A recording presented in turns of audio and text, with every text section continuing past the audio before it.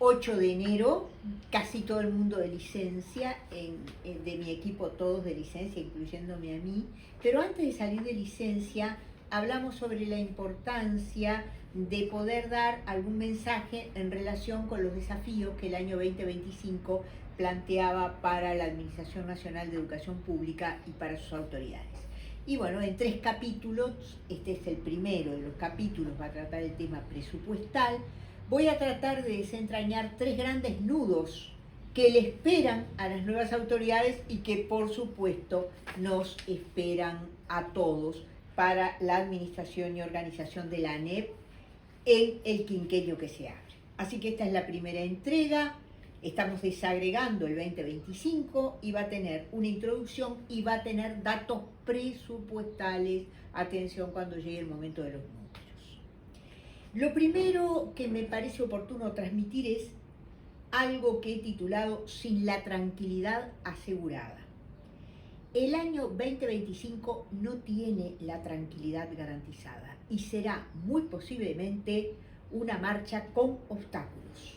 Los que conduzcan el país tendrán que conciliar 2 grandes variables que no todos los políticos y los economistas concilian y que muchas veces fracasan, poderosas fuerzas. Una de ellas, el equilibrio económico, legislativo y regulatorio, o sea, toda la parte de disposición de leyes, de reglamentaciones, y no me estoy refiriendo solo a las leyes nacionales, sino también a los que pueden ser los reglamentos en el ámbito de la ANEP.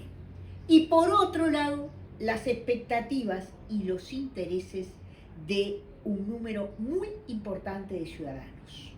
Un porcentaje que se torna aún más importante si miramos entre los actores educativos. Mucha gente esperando mejoras. No esperan estabilidad, sino que esperan mejoras.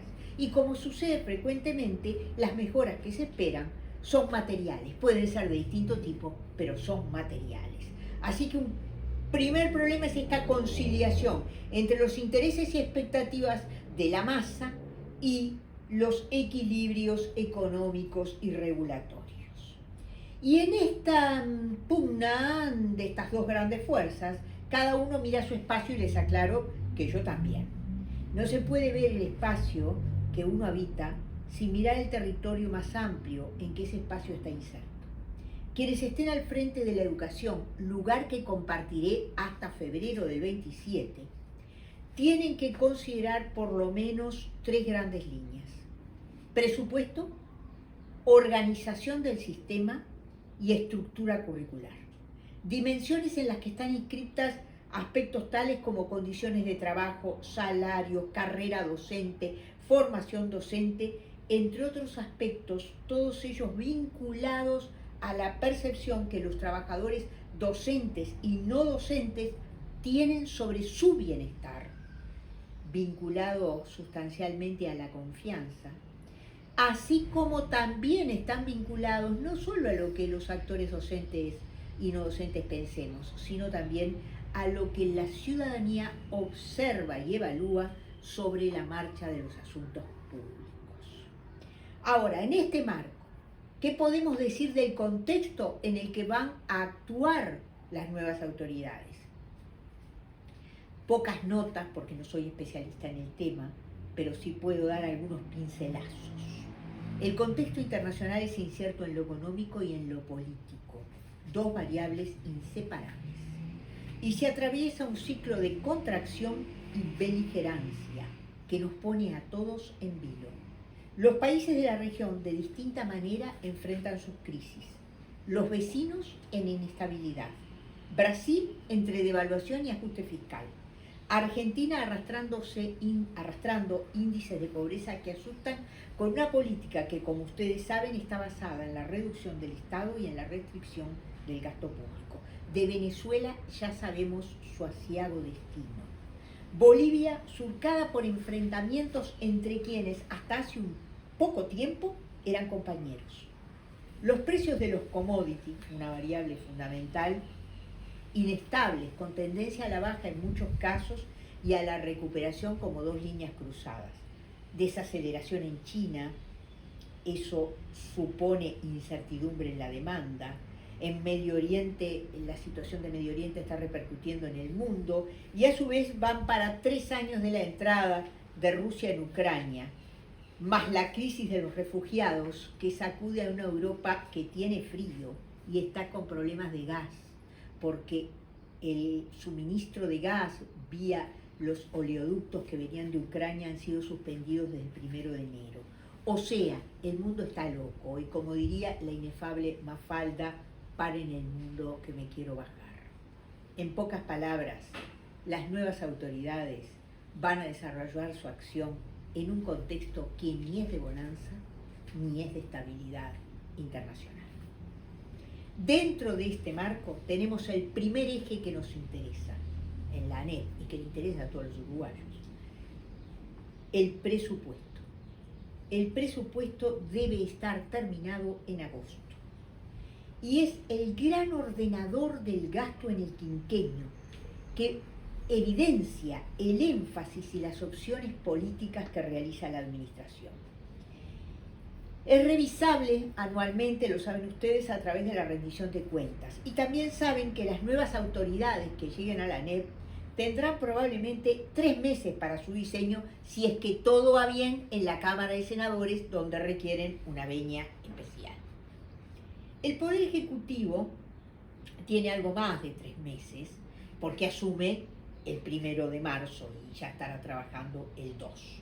Y no olviden que ingresan en el Parlamento 2 mensajes presupuestales, el de la ANEP y el de Poder Ejecutivo, que generalmente es distinto. Ustedes saben que es distinto y que generalmente el Parlamento vota el del Poder Ejecutivo, que es el que insume siempre menos gastos. Tal vez el 25 pueda ser una excepción y se pueda coordinar y armonizar un único presupuesto como una opción conjunta del Poder Ejecutivo y del ente autónomo ANEP. Pero vean ustedes estos números. El presupuesto 2024 asignó a la ANEP anualmente la suma de 2.400 millones de dólares. 2.400 millones de dólares. 110.000 millones de pesos. El porcentaje asignado a la educación solo fue superado por el asignado a la seguridad social. Yo no sé si ustedes se imaginan 2.400 millones de dólares, yo lo digo, pero no lo imagino mucho. Ese es el piso que deben contemplar las nuevas autoridades, quienes proyecten y aprueben el mensaje presupuestal. Menos de eso sería una catástrofe, porque significaría un retroceso, y más de eso son las mejoras de las que hablábamos al comienzo, que muchos esperan.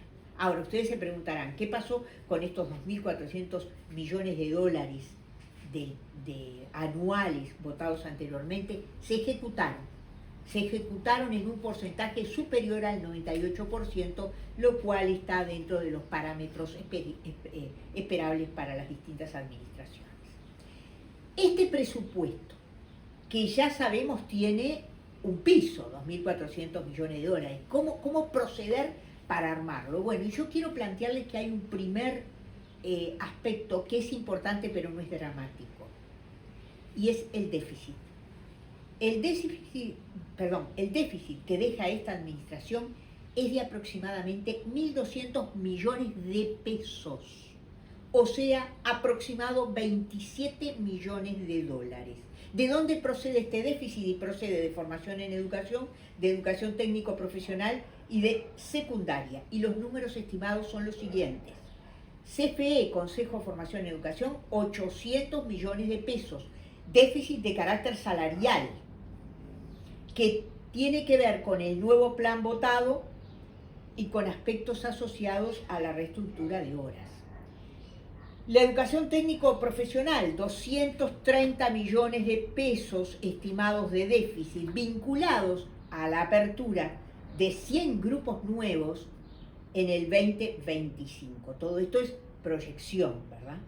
El Consejo de Educación Secundaria, unos 200 millones de pesos. El déficit debe ser incorporado, es el primer renglón. En muchos casos son sueldos de gente, así que no es posible decir que no. Pero este déficit no ahoga, es importante, pero no ahoga. son unos no despreciables 27 millones de dólares por año, pero en los no menos despreciables 2.400 millones de dólares anual. O sea, aproximadamente el déficit está entre el 1% y un poquito más. Es importante, pero no es dramático. Pero ustedes van a sentir hablar del déficit y sepan desde ya que es importante, pero no dramático, que debe estar incorporado, pero que por la suma de la que se trata no descompensa dramáticamente la situación de la NEP. Sí debe contemplarse. Segundo aspecto del presupuesto, el déficit es uno. El segundo, es la reorganización del presupuesto. Cada administración define líneas de política educativa y en función de las líneas de política educativa articula el gasto. Así que el segundo aspecto es la reorganización del gasto, cómo distribuir los rubros existentes. Este aspecto está ligado a que la nueva administración proyecte sus líneas pedagógicas y organizacionalmente. Es un asunto que no es para tomar a la ligera, es para considerar con suma delicadeza en escasos meses, porque puede implicar, y en varios casos implica, modificaciones en situaciones laborales. Por lo tanto, debe ser mirado con precaución. Muchas de las funciones creadas en el 2022-2024 están asociadas a la transformación curricular. Y son funciones y se pagan. Y allí está el Plan Avanza, dedicado a compensar los problemas de aprendizaje que, como no puedo con mi temática, considero que están agravados por la actual transformación curricular que dispuso más de 300 competencias con flexibilización de las exigencias académicas. El Plan Avanza está también aquí incorporado con sus tutorías y miren lo que implica, para el 25, 639 millones de pesos. Para el 26, 675. Los mentores también insumirán en el 2025 314 millones de pesos y ellos, estos cargos, están prorrogados por todo el año. Ya se eligieron, no se pueden modificar a mitad de año porque supondrían desplazar a gente que está ocupando los lugares que ellos liberaron, pero está en suspenso para el 2026 y depende de lo que disponga la nueva administración. Son millones que van y que vienen, donde las evaluaciones y el impacto que tuvieron no está claro.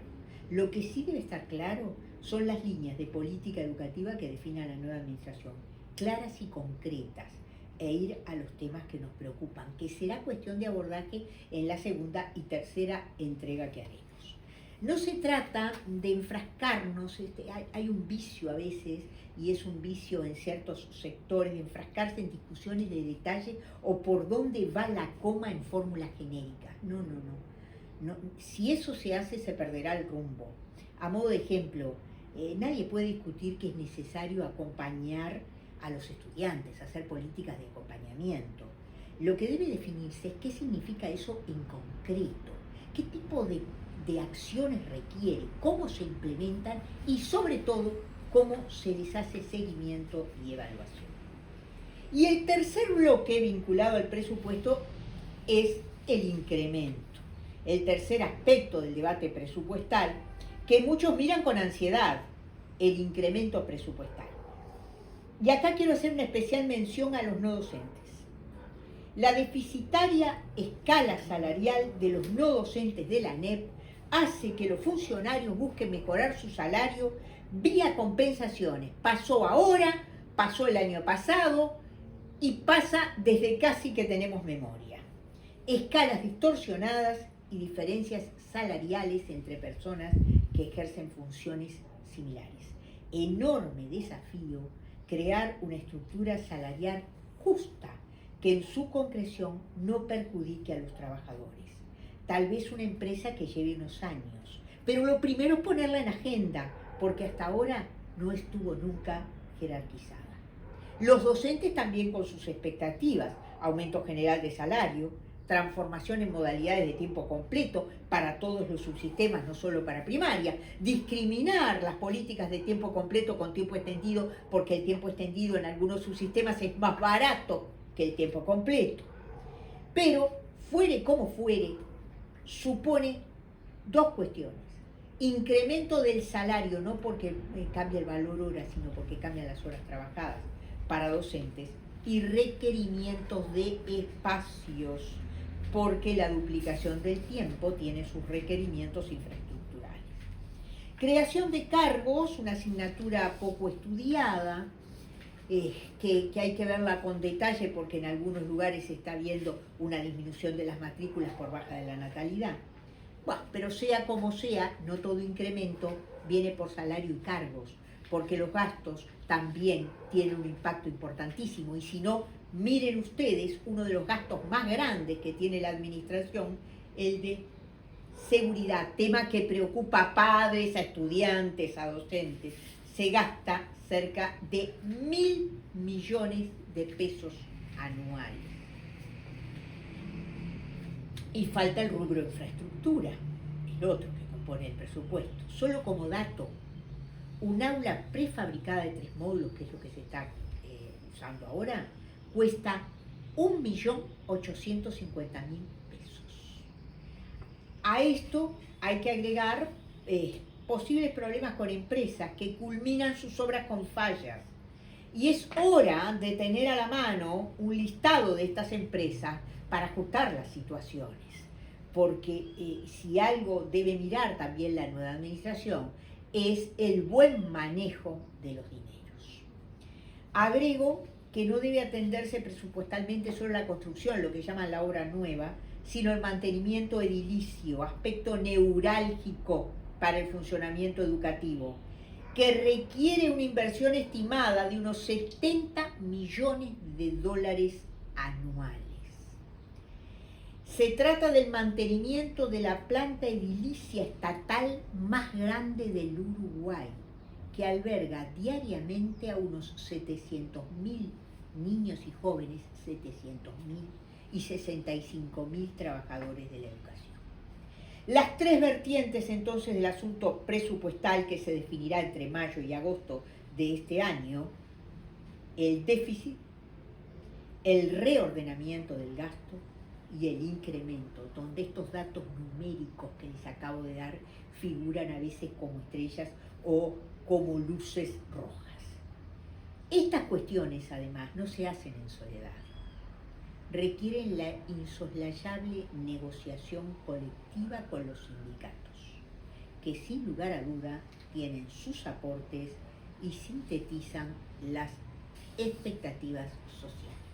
Por tanto, en este primer bloque, lo que hemos hecho es darles un panorama de cómo vemos que se va a desarrollar el año 2025, en qué contexto vemos que se va a desarrollar y en materia presupuestal, el gran nudo presupuestal, cuáles son las dimensiones a tener en cuenta.